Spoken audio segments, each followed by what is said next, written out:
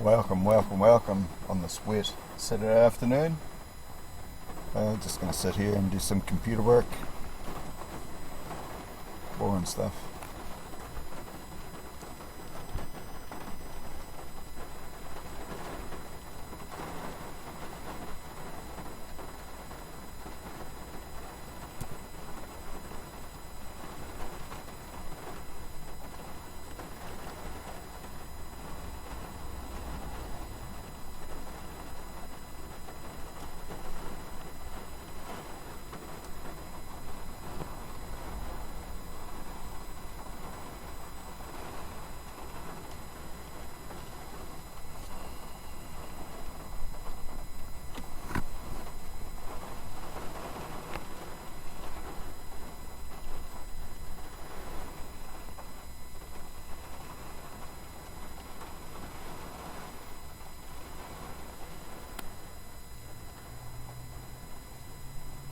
Having a life vision is important because if you don't have a life vision in today's digital world, you are being manipulated like a puppet on strings to create. So, don't make it more complicated than it is. When you feel fear, your thought is screwed up. It's that simple. You're not thinking a valid thought as far as your inner being goes. And you know, that matters. You can line up with all the people on the planet because there are certainly a lot of fearmongers who will take you down the fearful trail on every subject in the world. But what you're trying to do, what you want to do, what you must do, what you were born to do, you got to line up with Source. And when you feel fear, it means you're not lined up. It's so simple. This thought doesn't line up with Source. Should I keep thinking it? No. Well, sometimes I can't not think it because the momentum's pretty strong. But when you go to bed at night, that momentum's going to subside. And when you wake up tomorrow, you've got a choice about whether you pick it up and continue it on or whether you let it dissipate a little more. When you feel that concern, that fear, what does that tell you about what the Source within you knows about you? If fear is present when you're thinking in opposition to Source, what must Source be thinking at the same time that you're feeling fear? It's like if you're walking across a very narrow ledge and there's a big distance that you could fall and scuff yourself up pretty good. And you haven't practiced it. You don't feel stable. As you say, you're all over the place. You haven't practiced your steadiness. We say stay off the ledge. Stay off the ledge because it's not going to go well. And so some would say, well, then my fear is well placed. And we say, well, it's showing you that you're in a treacherous place. And so then you say, well, when I stand here, it just scares me to death. And we say, then don't stand there. Go someplace that's not so scary.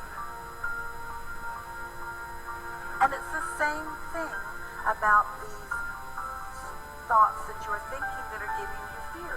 Go someplace where the thoughts you think.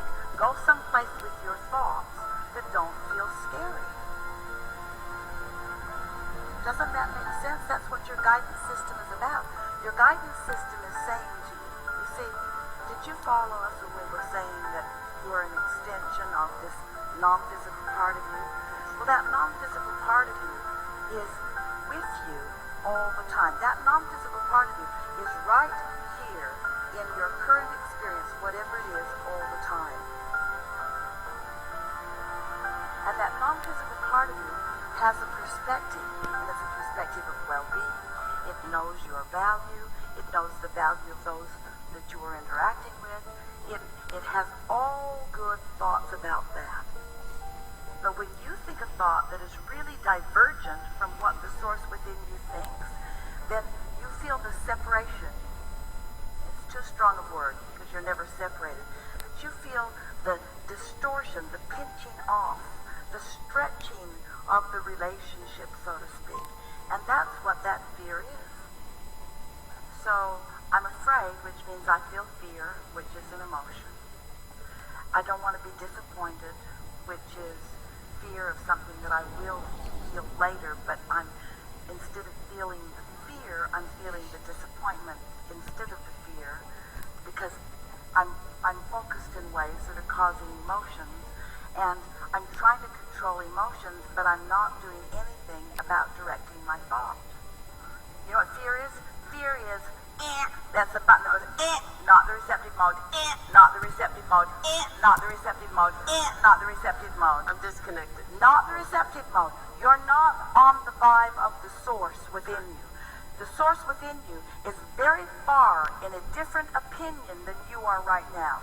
So if your opinion is, I might get it wrong, I'm not getting it right, I don't know what to do, what do you think source is feeling? You're steady. It's all right. It's working out. Don't you love having guidance? When you feel fear, turn away from whatever it is that is causing the fear toward something that is its opposite. We think that you all are not really understanding what fear is, what guidance is, what it means. And until you do, then you're just going to keep talking about it and relating it to all kinds of different things, and you're just going to keep it active within you, when right now, doesn't it feel simple? Just back away from the ledge. Just back away from the ledge. Just don't keep going there.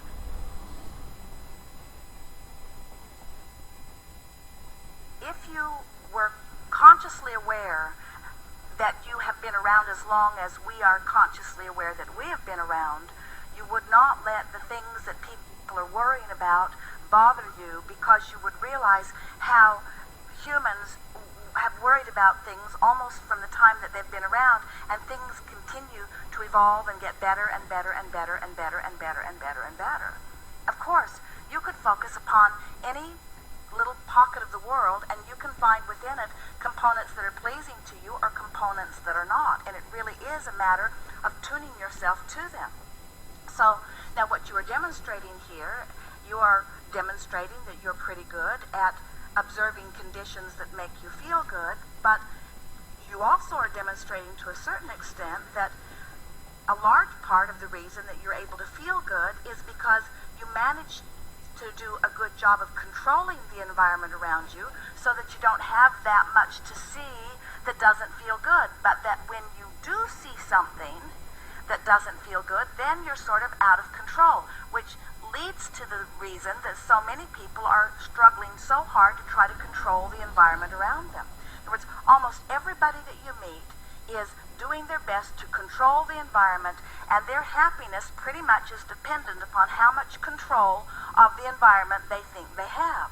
So you've wrestled your environment to the ground and done a pretty good job of it, and you're feeling pretty good, and then something as simple as a bird's nest sets you off balance, and then your well-meaning friend giving you even more about things that you cannot control. So now we're rambling in response to your rambling, but we want to say to you that until you reach the place where you finally just get it, that there's too much out there in this world that you are focused upon that you cannot control, and that if your happiness depends upon being able to control it, you will not ever be happy. And there is an alternative other than isolating yourself away from things that bother you. And that alternative is fixating on things that feel good until you've practiced that so powerfully in your vibration that only things that feel good then come into your world. In other words, sometimes people say, Abraham, I don't get what you're saying. If I focus upon the best part of my world and I achieve only that vibration, then won't the universe just bring me a really good world? And won't I just observe my really good world? And then won't the universe just bring me more of a really good world? And isn't that sort of what I've already been doing here? And we say, yes, but we want you to go beyond getting your feeling response from what you're observing. We want you to use the power of your mind to take things that you are worried about, like the polar bears, and envision them into a place where you feel better. Just like our friend is warming up for his run so that he doesn't strain a muscle, we want you to warm up for your jog through the world. We want you to warm up for the friend who might approach you with information about something that you don't want. We want you to be ready for it. We want you to be warmed up and ready for it. Rather than trying to prevent yourself from ever having an experience from which you have to move from not feeling good, as our wise friend said, into a greater feeling of relief, into a greater feeling of relief, and a greater feeling of relief. As you reach for feelings of relief because you want relief, not because you're trying to make something happen, you want relief, what begins to happen is you tune to a vibration that only allows you access to things that feel good in your world. Esther is discovering the bigger her life gets, the less control she has over more components of it. And when you believe that you have to control your world, then you have to live a very narrow world.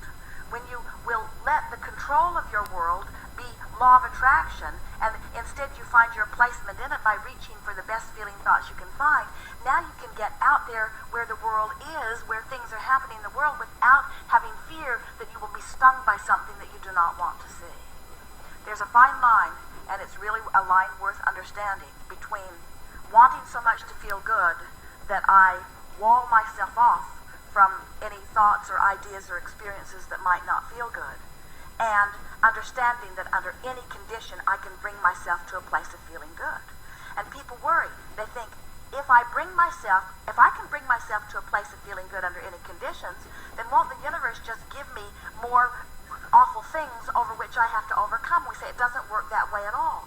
You break out into this room of freedom when you finally get it, that you can be stable and in alignment no matter what. And there are so many people that are determined to focus upon some awful thing in the world, and we do not deny that there are awful things happening in the world. They're determined to focus upon some awful thing in the world and fixate on it with some intention of they're fixating on the awful thing, somehow then shedding light on it and solving the problem. And we say fixating on the awful thing only separates you from the solutions, from the answers, and from who you are the whole time that you're fixated on it. And we think that at very deep levels you understand that. That's why you've trained yourself to be so ultra sensitive that you don't even want to watch a bird's nest fall. But we want you to understand that you want your sensitivity to prepare you for alignment under any and all conditions, not to coach you into a corner where you are depriving yourself of opportunity to have experiences. The only freedom that you will ever experience is the freedom from negative emotion. And negative emotion, freedom from negative emotion does not mean depriving yourself of exposure to experience. It means tuning yourself to the best of every experience. And it's such an interesting thing, because as you tune yourself and tune yourself and tune yourself, the level of experiences parlays into greater and greater and greater and greater things. You just have to know, even as you've been moving around through these cities that this ship has taken you to, don't you notice a remarkable difference in the vantage point or the viewpoint of the people who live upon your planet? Can't you just feel the differences in the way they see the world and the differences in the results of the way they see the world? And doesn't it make you, the more of the world that you see, doesn't it make you understand that you have no hope of ever controlling it? And so doesn't it make you want to just sort of give that up? So when you give up control of the polar bears, or you give up control of the bird nest, or you give up control of whatever it is that's worrying you, and instead you gain control of your ability to focus upon something that feels good, regardless of where you are standing, then you'll discover the freedom that you understood when you were born. The freedom to stay tuned into source energy. The freedom the bird feels even though her nest has fallen. In other words, the freedom that the polar bear feels even when it appears to be in trouble. In other words, the thing that the beasts have over the humans, hands down, and is really something for you to strive toward, they don't worry. They don't fret. They don't fuss. They don't feel negative emotion.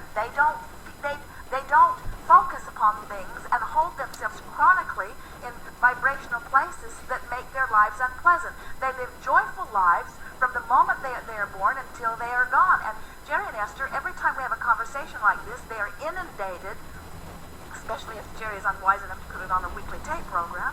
They are inundated with those who are sure that the animals are being mistreated, or that the humans are being mistreated, or that somebody's being mistreated, as if attention to people being mistreated will solve that problem.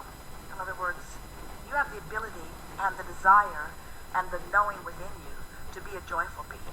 You just have to train your thoughts to allow that. And the better you get at it, the better things will manifest around you. But we so want you to hear the difference between feeling good when you don't have a reason to, which will give you a reason to, rather than demanding a reason to, which won't give you feeling good. In other words, you've got to find the feeling and practice it chronically until the world will actualize that way around you. And then well-meaning friends may very well come to you and say, please lick my ice cream cone. It tastes like manure, but I want you to try it. And you say, I have my own source. I have my own source of things that I give my attention to. And they say, oh, but you really should try this. It's awful, but we're all doing it. We're all doing it. It's the new trend. We have a cause. But you've practiced your own autonomy. You've practiced your own connection enough that you are not dissuaded by their pervasive and persuasive argument for lack. Good morning. We are extremely pleased that you're here. It is good to come together for the purpose of co-creating. Do you agree? Yeah. You're knowing what you're wanting.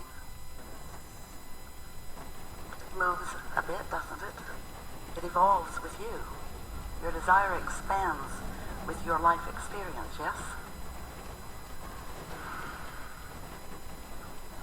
Do you feel, for the most part, that the desires that are active within you right now feel good to you? So your desires are feeling mostly good to you?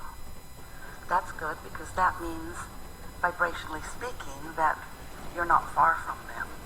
In other words, you're believing them more than you're doubting them. You're expecting them more than you're worrying about them not coming. Do you have desires that you've held for a while that seem stubborn and don't come? Well, those are the ones where you have practiced beliefs.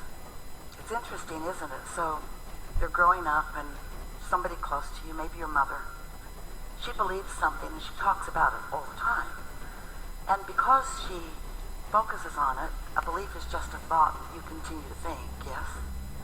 So because she focuses on it a lot, the law of attraction yields to her what she's focusing upon. So she demonstrates it through her life experience. So now you've been hearing her saying it and watching her living it, so it's very believable to you too. And so you then tell the same story and demonstrate the same things, not realizing that it is your attention to it that is causing the law of attraction to respond to you. And so, if you're like most people, you have beliefs that serve you well and some beliefs that are not serving you so well. And a belief that gets in the way of your desire is not serving you.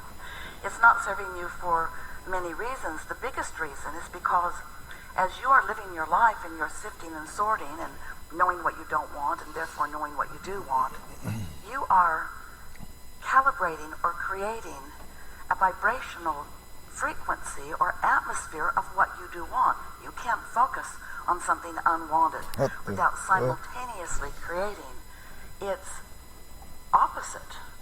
So if you feel afraid, you create more clarity and strength. If you feel unworthy, you create more worthiness.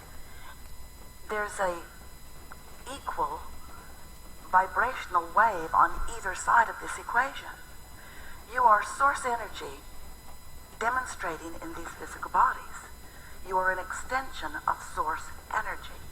And you came into this environment, this balanced, glorious, diverse, contrasting environment, so that you, as a magnificent creator, could evaluate from your important and personal point of view, so that you could acknowledge what is not pleasing to you.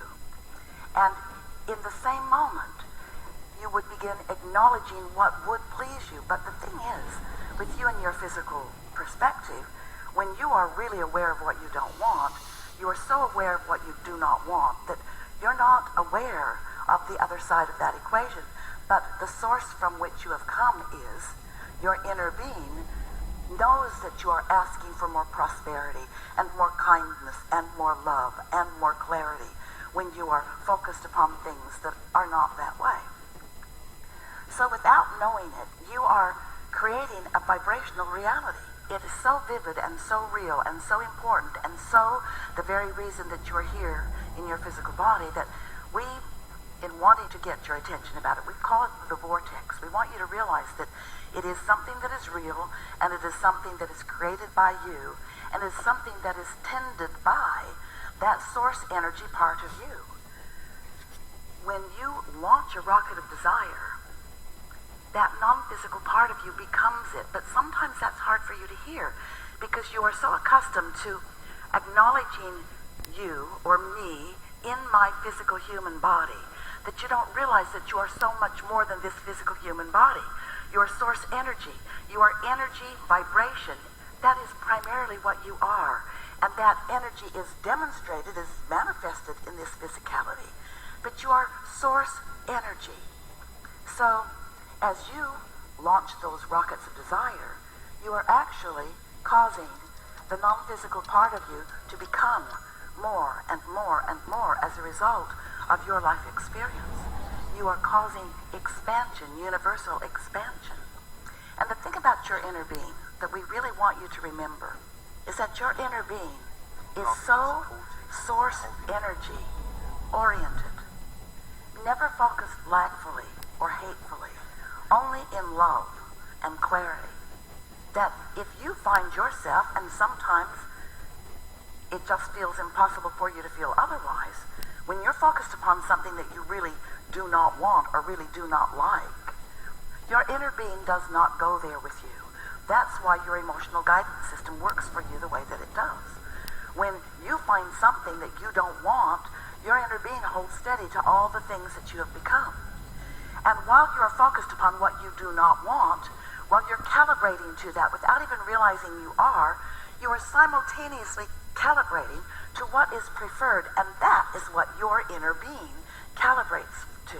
When you have what you call your death experience, we like to call it croaking, because we like to be disrespectful of your idea of death because your idea of death does not exist. When you croak, you will reemerge into non-physical, into that pure, positive energy place where all doubts and fears are left behind.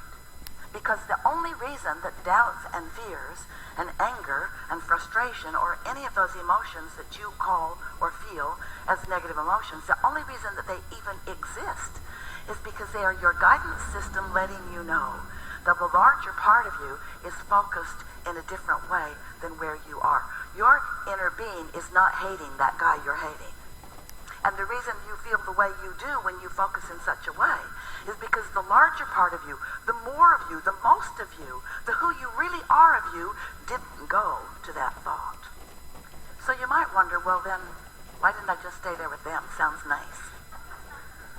And we say, because we all wanted the experience of expansion. If you don't know what you don't want, you can't know what you do want. Contrast is what causes you to focus the more into becoming. That's what creation is. It's focus. Because creation happens with thought.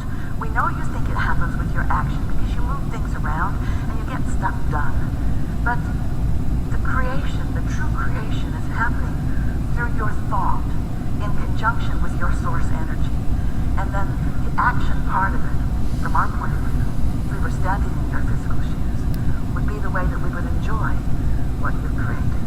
You're brilliant creators, worthy beyond our ability to express it to you. And you've come into this environment to have the joyous experience of expansion. And so that's what we like to talk about anytime you're willing to listen. So your source energy came into this physical body splat, and then you began exploring, knowing what you don't want, knowing what you do want, launching these rockets of desire. The source energy part of you wraps around what you're asking for, calibrates to it, holds steady to it. And this is the part that we really want you to hear. You've been hearing about this law of attraction thing, yes? Well, the law of attraction is such a real thing. It is what manages all vibrations universally. And it means that what you focus upon is what comes to you. If you see something and you say yes, what you are saying yes to is coming to you. If you see something you shout no, what you are shouting no at comes to you. Because there is no yes and no in an all-inclusive universe. There's only attention to it or not. So, as you are exploring and launching these rockets of desires and the law of attraction is responding to you, we really want you to understand that the law of attraction is responding to that larger non-physical part of you too. And because there's no resistance present in the frequency of your source energy, then what is focused upon from the perspective of your source is powerfully attracted to that source energy part of you. That's why this vortex that we talk about, your vortex that you've created through the living of your life, and some of it even before you got here into this physical body, it is huge and it is powerful and it is attracting in nature, 1,000,000 times more attracting. That isn't even the right relationship from what you could focus upon in your physicalness. In other words, one who is connected to source energy is more powerful than millions who are not. So when you are focused in your physical body, if you are focused in alignment with your source, which means you feel great, you're feeling love or appreciation or something like that. When you're lined up like that, when you're tuned in, tapped in, turned on like that, your point of attraction is so powerful. You see results, pleasing, never-ending results. But if you're focused over there in anger or frustration, that anger or frustration is simply your indicator that you focused yourself away from how Source sees it. It isn't wrong to do that, because knowing what you don't want launches rockets of what you do want, and that was your plan. That's what you came to do.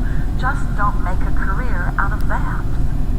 We call that step one. Step one is ask, and you can't ask for something until you've evaluated and come to your own important personal conclusions about what you're asking for. And when you ask, step two is it is given immediately. And the reason it is because when you ask, you launch the rocket. When you launch the rocket, your inner being and law of attraction get all over it. And the vibrational beginning of your desire happens. The next step is really what we focus upon in these gatherings. What are you doing about it after you've asked? Are you joining your inner being in the positive expectation of its becoming?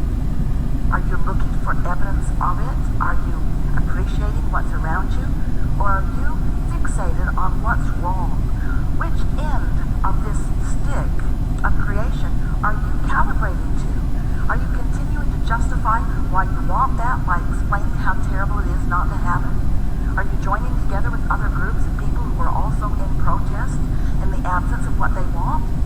Because when you are in that modality, you are not allowing, you're not letting in, you're not accomplishing step three, you're not receiving what you're asking for. In fact, you're resisting what you're asking for. And then step four is you just get really good at being in the receiving mode.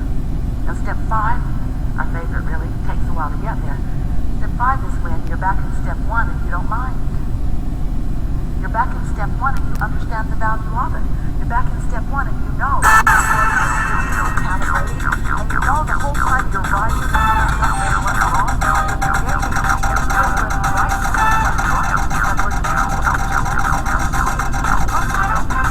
once you are willing to acknowledge that feeling good is once you acknowledge that your inner being is always aware of you, never apart from you, always rooting for you, aware of every engagement you have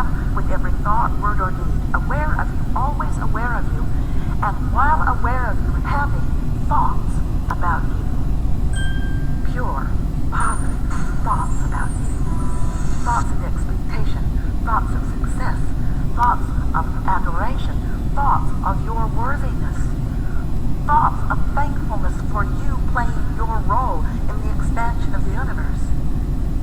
And when you get crossways of those thoughts, like when you put yourself down or others, or like when you push hard against something unwanted, when you have those kinds of thoughts, then all that has happened is you've set up some resistance so that you're not in the receiving mode.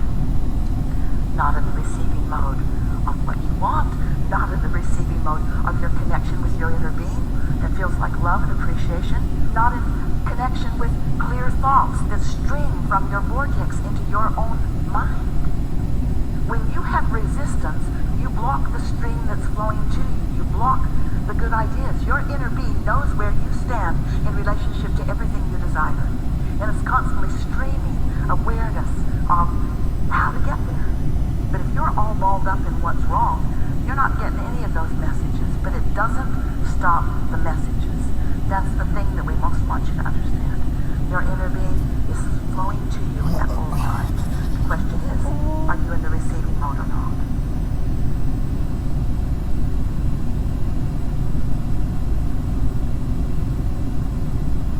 Good morning. We are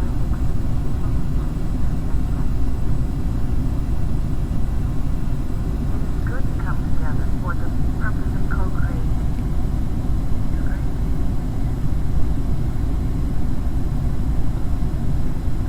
Feel clear about what you are wanting.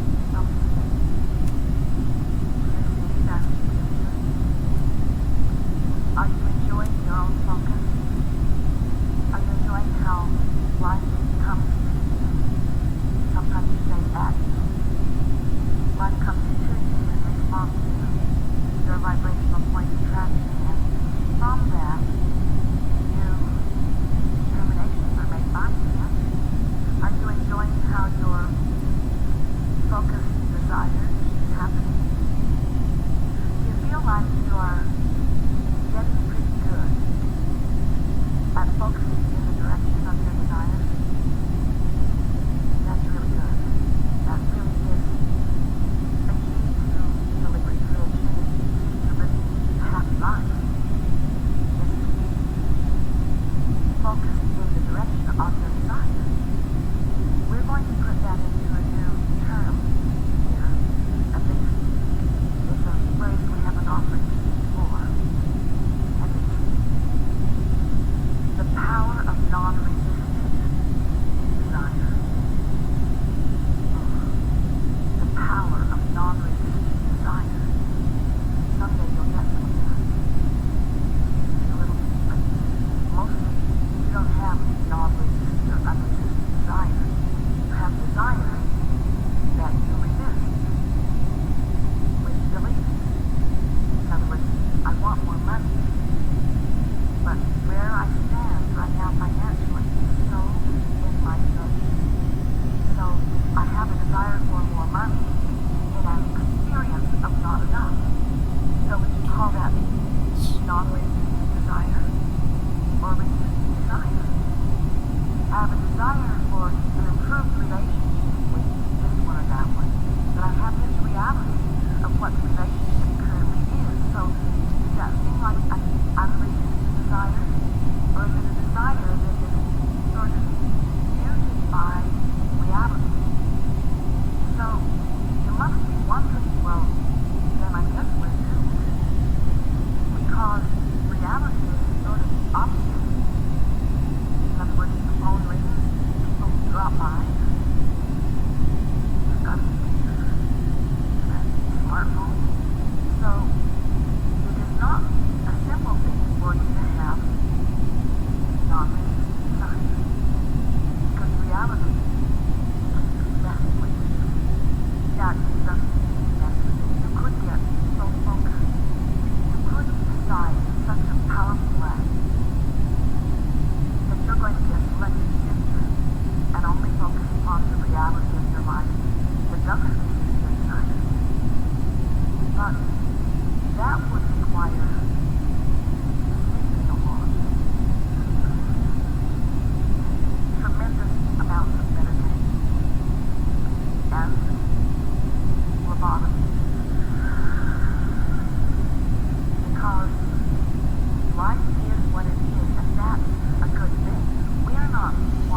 that you've got to get so disciplined in your thoughts that you just stop looking at reality altogether, although we would far rather create reality than to face it. But facing reality is part of creating new reality, because there is a bouncing off place, and that's where you stand. And your current beliefs, you didn't make them up. Life taught them to you. You learned them because you gave attention to things, and the law of attraction matched you up with things that were like them, and so it would feel ridiculous to you to just deny your reality and say that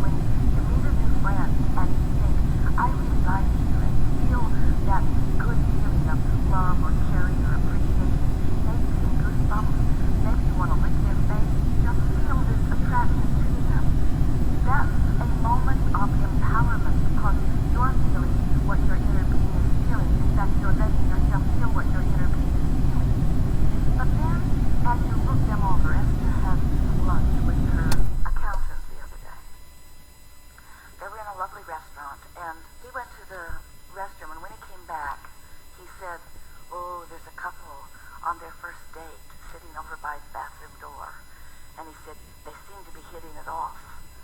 And Esther said, I hope they don't tell each other about each other.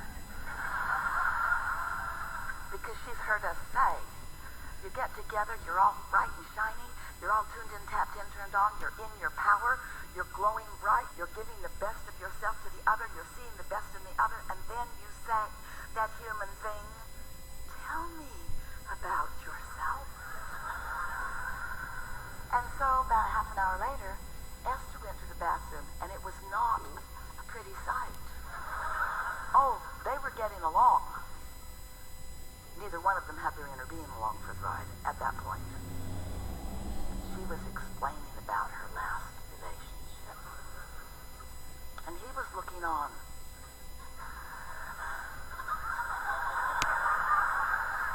With concern.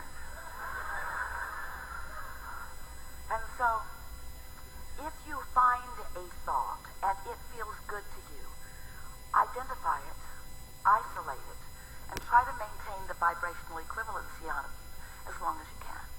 So we say a lot of things, don't we? So when you start with the premise that when you are connected to who you really are, you are powerful. So let's just use that as the basis from which we move forward. And now we want to say to you that what you give your attention to is what you're attracting into your experience. And now we want to say something to you, and you will remember it all of this day, that the only difference worth talking about between the non-physical you that we described as your inner being, who is aware of you at all times and with you in every moment, and you, the only difference between the two of you that we really want you to remember forever is that your inner being does not look back. Your inner being just keeps being the forward-most version of you.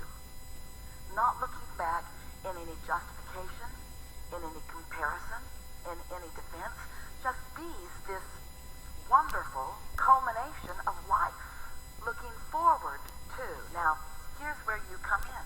You're in your body, and you're exposed to contrast. That's a good thing. Doesn't feel so good sometimes to you, but it is a good thing.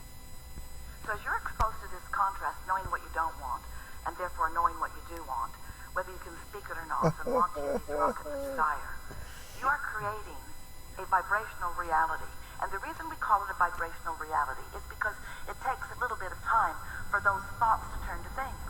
It's a vibrational reality that is perfection by your choices, because you put all of the ingredients, all of the elements of it forward, and they've been collected by the law of attraction. They are in what we are calling a vibrational reality.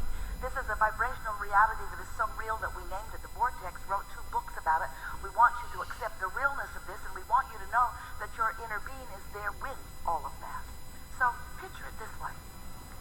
All of the ingredients that you have been finding through life, all the, yes, I prefer that, and wouldn't that be wonderful, and I really like that, and I will look forward to that, and I know what I don't want, I know what I do want. All of that sifting and sorting that you have done for far beyond what you recall from this physical life experience is in this vibrational reality, and your inner being is all over it, knowing every bit of it.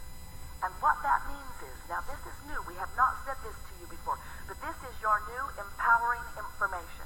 This will take you into the stratosphere in terms of what other people are watching around you. This will put you into a category of creating that is so sublime that others will wonder what your magic is. And it's not magic, it's just a productive application of the law of attraction. It's utilizing the power that is within you to focus it in the direction of the things that you care about. Things for yourself personally, things for others whom you care about, even things that are on a global scale or a universal scale. You have power that you have not been utilizing, and we think that it's a good time to begin utilizing it. So, here is this vibrational reality that you have gathered. And you've gathered it incrementally, and let's call it full of ingredients. All right, let's have fun with this. So, when you are out ahead of it, meaning you're in that place of non-resistant thought, maybe you're swimming, maybe you're making love,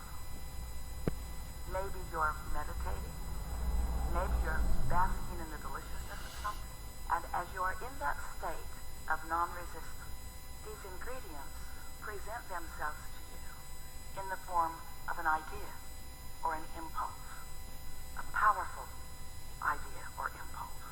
Now, you don't know it's powerful because it's just sort of like a simple thought. Stop at 7-Eleven. Or it's just a simple thought. I think I'll take a run. Or I think I'll go to the beach. Or I think I'll call my mom. Or. But what we want you to know about it is because the ingredients are there, and because your inner being is there with those ingredients, and because your inner being knows where you are in relationship to everything that you want. When you get into that state of pure positive energy, when you get into that state, momentarily, it might be 10 seconds long, of non-resistant thought, you have access to what your inner being knows about everything that's in there. And then an idea occurs to you, and when you follow that impulse, this time and next time and next time and next time, you begin to discover your true power. That's where the ideas that matter most come from. Now, they've always been there for you. Those ingredients have always been there for you, and your inner being has always been focusing them in to thoughts that you could receive, but you can't unless you're in a non-resistant place. Because you have to match up with what that thought is, and that thought is pure positive energy. Oh, we want you to feel the power of your vortex. We want you to reap the benefits of all that you have been living. We want you to find the timing, this moment in time timing. We want you to know that when you tune into that the impulse, and then the next, and then the next, and then the next will come. So, you following that? You sort of kind of believe it? When we say the easiest way for you to have non-resistant thought is to get out ahead of it. Oh, we'll say it to you even in a more blunt way. The easiest way for you to have non-resistant thought is to hang out with a new person that you don't know. The less you know about them, the less resistant thought is within you. Oh, you're a stranger. I love you. Oh, you killed your entire family? Ah.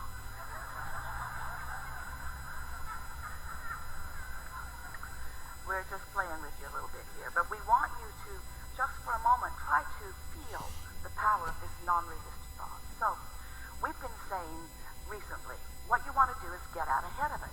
You want to get out ahead of your thoughts. And people want to get out ahead of it, they just don't know what that means.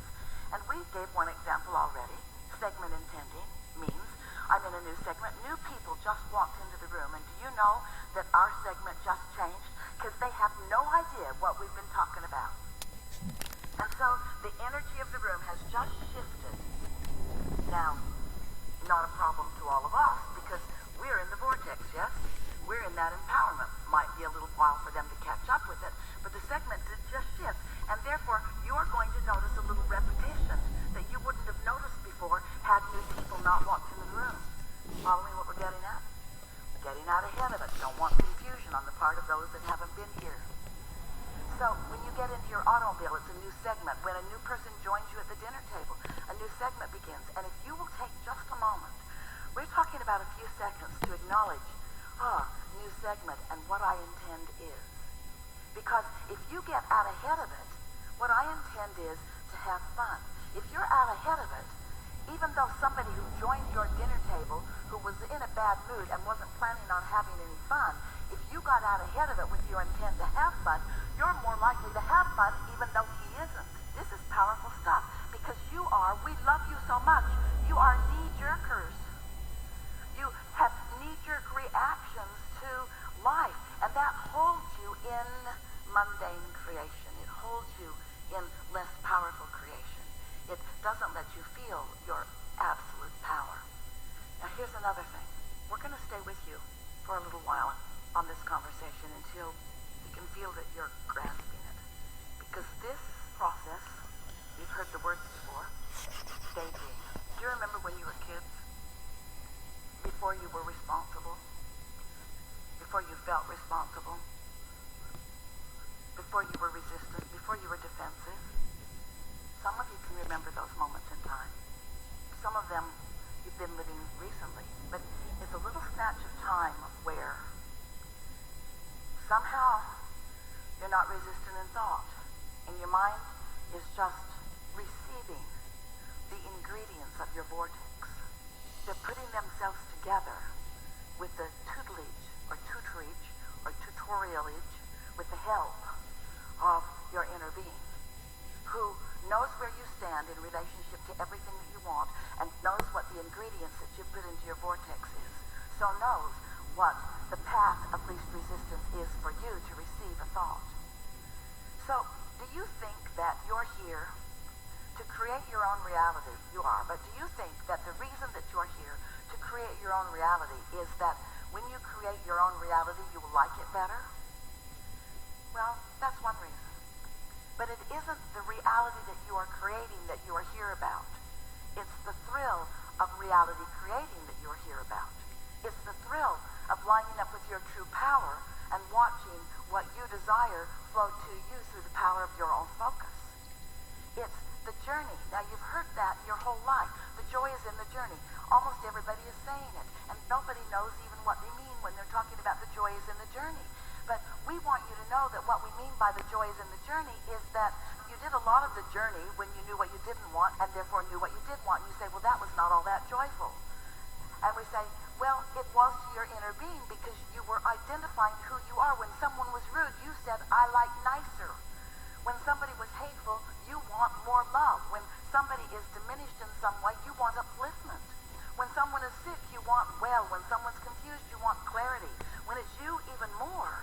You've been isolating and identifying, and there is this extraordinary grouping of ingredients that are the making of an ecstatic life experience for you. But you got to find a way to be in the vibrational vicinity of it. Now, we've been telling you this story in lots of different ways. We've been saying to you, step one is you ask. That's the contrast part of it. Know what I don't want. Ask for what I do want, whether you put it into words or not. Step two is, that's the source energy part of it. That's your inner being part of it. That's the vortex part of it. That's the gathering of the cooperative components part of it. Step two, when you ask, it is given.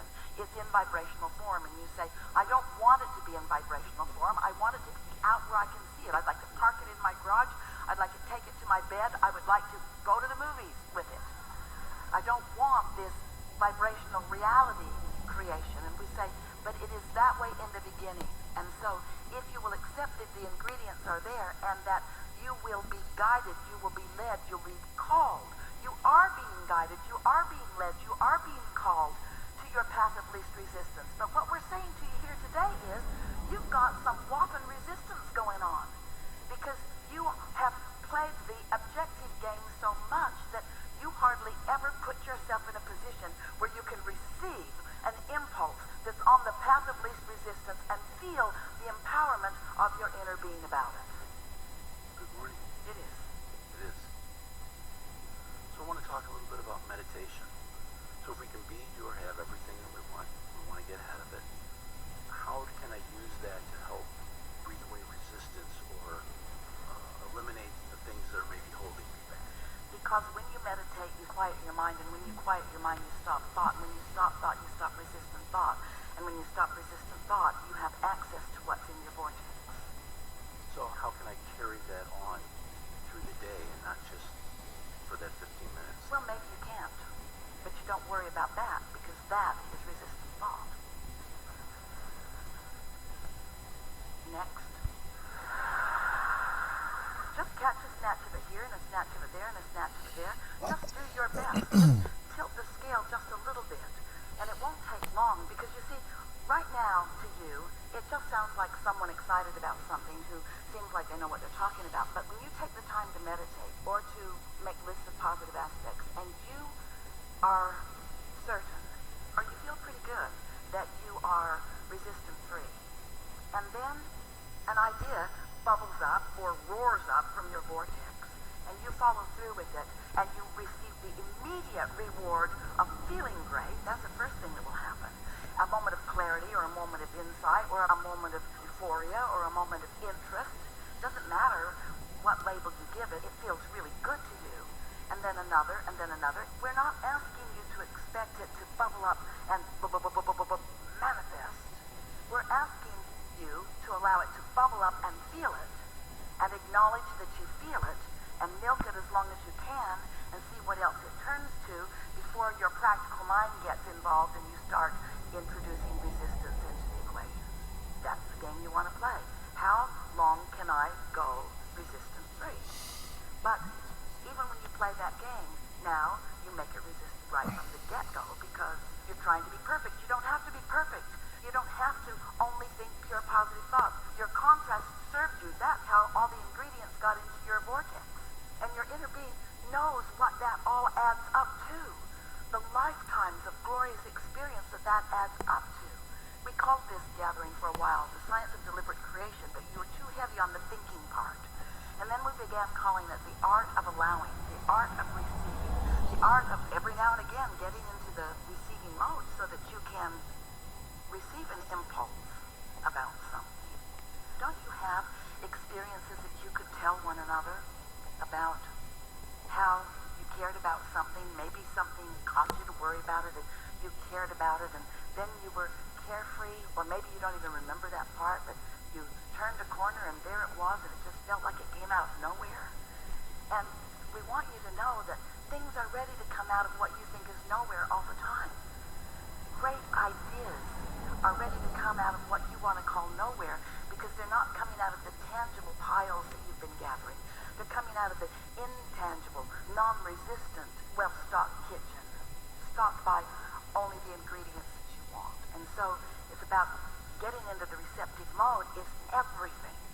But in order for you to know how important it is and feel the power of it, first you have to accept that your life has been serving you and that you've put many decisions and requests and goals and hopes and dreams there. And that they are ready for you. When we say, you said it back to us, you can be or do or have anything that you desire. And you've been putting it into your vortex in bits and pieces. But you don't have the ability to look into it and see everything that is what you want to call potential. We want to call it a done deal. And your inner being will inspire you according to your path of least resistance. Let's say that you have something that you really want, but you are really thinking in opposition of it. And your inner being knows that you want it and knows where you stand vibrationally. Your inner being will offer you impulses that will guide you around your resistant thought. You did that with your children when they were little. Do you remember? When you knew that there was that thing that they always wanted to do in that store, do you remember you never took them down that aisle? You always took them on a path of least resistance, a path that you felt would be a more comfortable experience for them and for you. And so it's the same sort of thing your inner being knows. Do you meditate? Do you? Do you quiet your mind?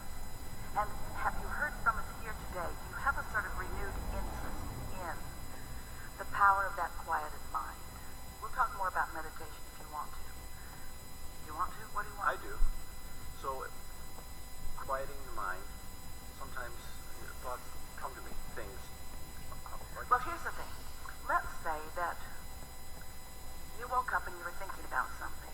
It could be positive or negative. Let's just say you were thinking about it. Now let's say that it's not all that positive. Then you check your email and there's more about it in there. And then you turn on the television and it's kind of like that too. And then you call a friend and you kind of get some stuff going as you are facing reality and pointing out. Esther hears it on the airplane all the time. Business people talking to their coworkers or calling their coworkers about things that they're trying to hammer into place. And she just puts her earphones on and puts her pillow on and focuses into her world and out of that because it doesn't take very much of that focus before off you go. So if you're in that sort of momentum, that's not the best time for you to say, I think I'll meditate or I think I need to meditate because you will have a very difficult time quieting your mind under those conditions. Those thoughts already have enough momentum going that's when the lobotomy would be more helpful. Or a nap. We would meditate when there's the least amount of momentum going. It's sort of like, have you ever felt like you really needed to sleep, but you couldn't sleep? And the harder you tried to sleep, the more you couldn't sleep? Well, meditation is like that for you. You say, I need to meditate, I really need this, but you can't because you're focused on what's holding you away from it, so it's what's getting bigger. So what you do is you wait for a sort of clear space, and that usually comes earlier in the morning. Maybe it comes after your kids leave the house. Maybe it comes when you're finally alone in your car somewhere. You could pull under a tree.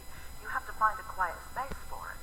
And the earlier in the day, the better. But you'll get better and better at it. It's just a matter of focus.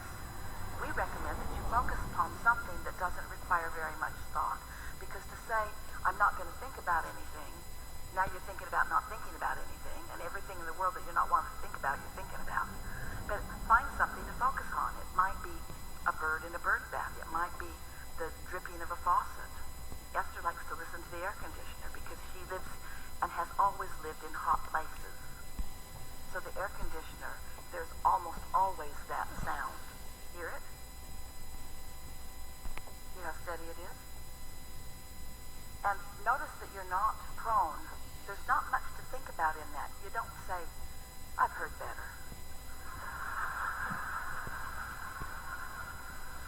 It's just a sound, and it's not testing you in any way.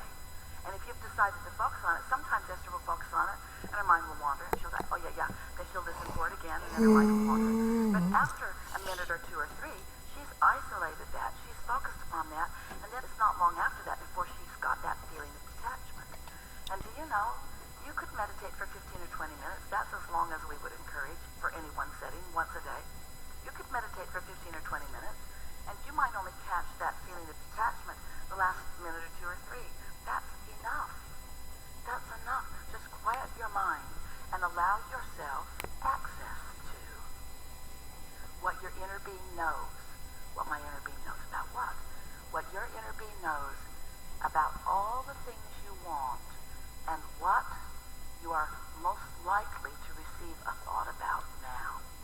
Sometimes, if you are in an urgent situation where you're about to take a step or turn into traffic or do something that is critical to your experience, when it's a strong intention like living longer, sometimes even in resistance, your inner being can offer you an impulse and you will do something that you didn't even know you could do. Have you had those experiences? I handled my car better than I've ever handled it. I just can't even believe what happened. But it's so much easier to prepare yourself to be in the receptive mode. It's so much more fun. You have so much more control. So did we answer your question about meditation? Just one other question. Does Esther receive lists? That's the way it's said, but during meditation, does things come to her to do this? Get an impulse to do that, or write this down? Or if you're there, you're not really detached. Esther knows how to get into that receptive mode, like right here and now. She's in the receptive mode. So she's quieted her mind. She's allowed her vibration to rise to the frequency of us. So she's vibrationally compatible with us. And every intent we have, she's translating. And so you might say that. We don't offer her lists of things to do. She's the list maker. We're usually wanting to inspire her not to feel the trauma of the list. The list overwhelms. The list is all about action. The list is about puny, paltry, mediocre creation. That's not what we teach. You're not ever going to get a list from us. What you will get from us is a feeling of invincibility. What you'll get from us is an idea that just feels good. What you'll get from us is a feeling of empowerment. But you see, until you actually get detached a few times through meditation, or however you do it, appreciation does it too. And then actually feel an impulse occur to you. And the thing is, you want them to be writing on the wall, burning bushes, change the world kind of impulses. Go here, dial 4876922, and whoever answers, get their address and go right over there and look in their left-hand pocket and pull out their lottery ticket and run away with it because it's a winner. That isn't the kind of impulses that you're getting. But once you receive this impulse and you recognize the freshness of it, and most important, you recognize, until you feel, oh, we want this so much for you, until you feel the power of non-resistant moment, even if it only lasts 10 seconds, then these are just so many words.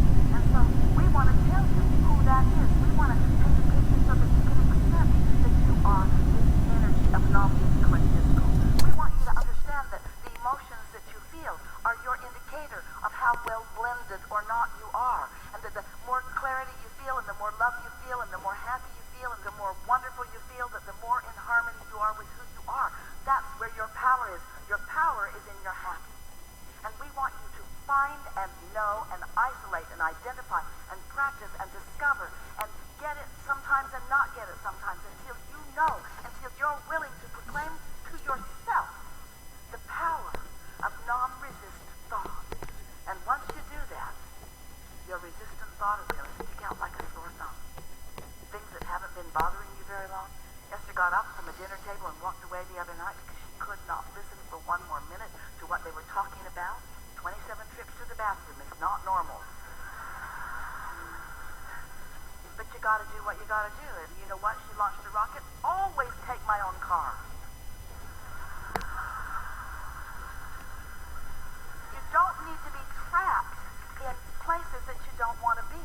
And so it's easy for you to hear it when we offer it to you like this, because you know you've been trapped in conversations with people that are complaining and that are introducing resistance into the equation until you are too. You know what we're talking about.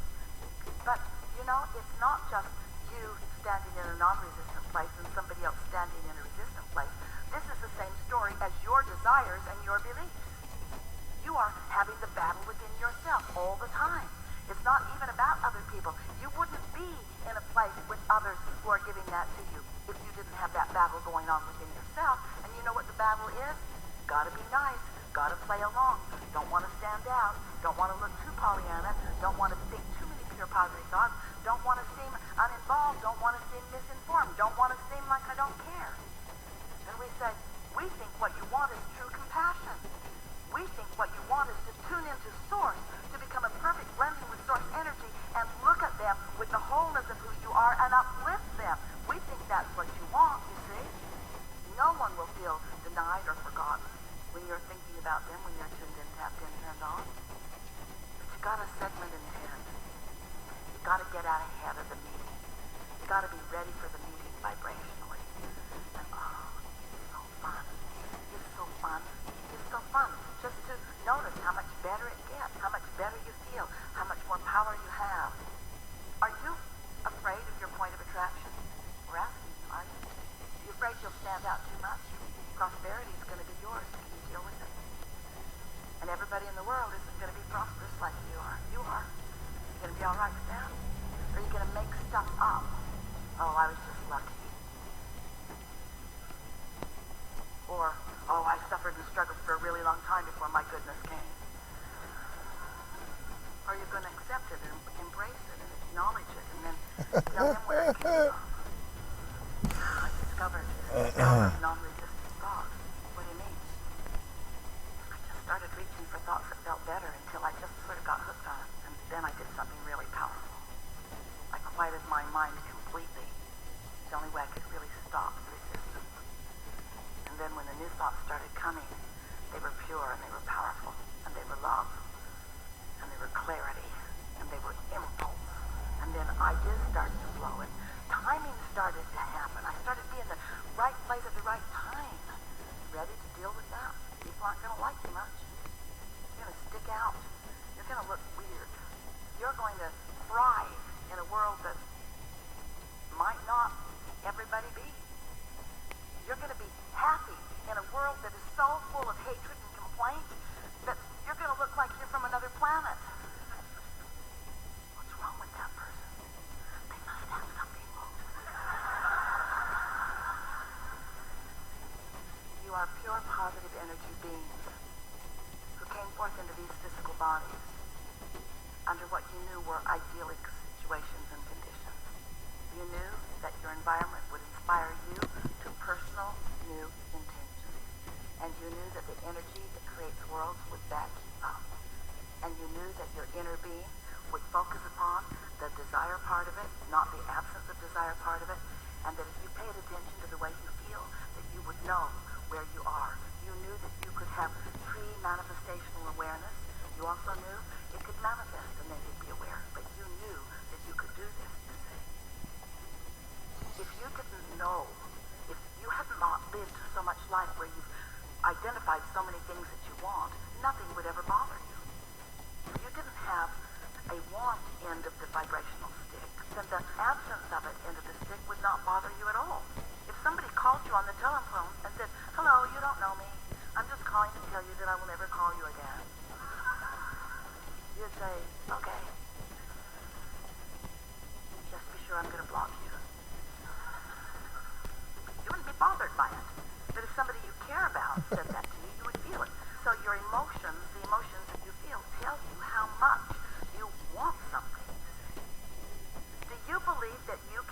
do or have anything that you want? Sounds pretty good, doesn't it? Do you believe that you have the power to feel good anyway? Do you believe that it takes some practice focus in order for that to be the vibration that comes most easy to you? Do you believe that no matter what, you could bring yourself to that in time? Do you think that you need to always be in that place of pure positive emotion? Do you think that the contrast serves you? Are you looking forward to being at the point where contrast will come up and you'll say, oh good, because clarity will come from it? We are really enjoying this conversation, and we want you to like it like we like it, because we know that it is the path to your true power, and we can tell from the vibrational consensus that you are, that you're ready to move into your true power. You're ready to cash in your vibrational chips. You're ready to begin deliberately living happily ever after. It's